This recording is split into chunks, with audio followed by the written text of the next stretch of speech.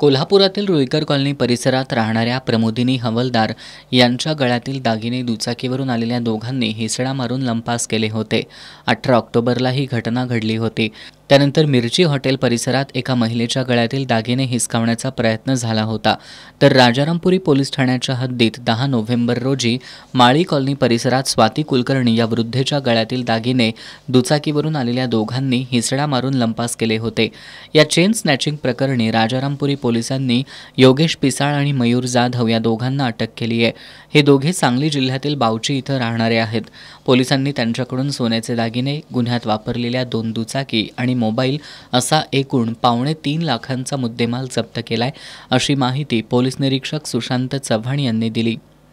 Rajarampuri police ठाण्यात दिनांक 10 रोजी स्वाती कुलकर्णी या साधारण 82 वर्षाच्या महिला टाकाळ परिसरात फिरत होत्या।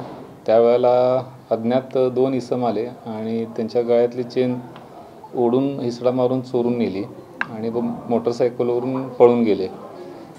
तो गुन्हा राजारामपुरी पोलीस ठाणे ते अज्ञात चोरट्याच्या विरोधात दाखल करण्यात आलेला होता। त्याच्यानंतर दिनांक 18 रोजी रुईकर कॉलनी येथे प्रमोदिनी हवलदार या 78 वर्षाच्या महिला चालत चाललेल्या असताना ह्यांचं पण याच पद्धतीनं 2 अज्ञात तरुणांनी मोटरसायकलवरनं येऊन त्यांची गळ्यातली चेन ओढून नेली ती। त्या संदर्भात शाहूपुरी पोलीस ठाणे येथे गुन्हा दाखल होता।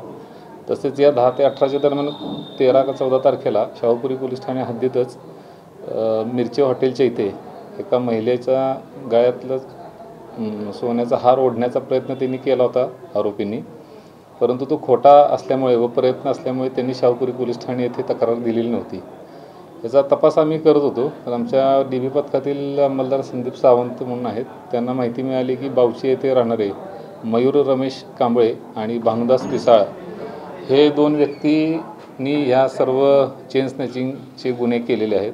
त्या आधारे आपण तिथं सापळा लावला बावची या गावामध्ये, आष्टा तालुका, सांगली जिल्हा येथे, आणि त्यांना आपण ट्रॅप लावून पकडले।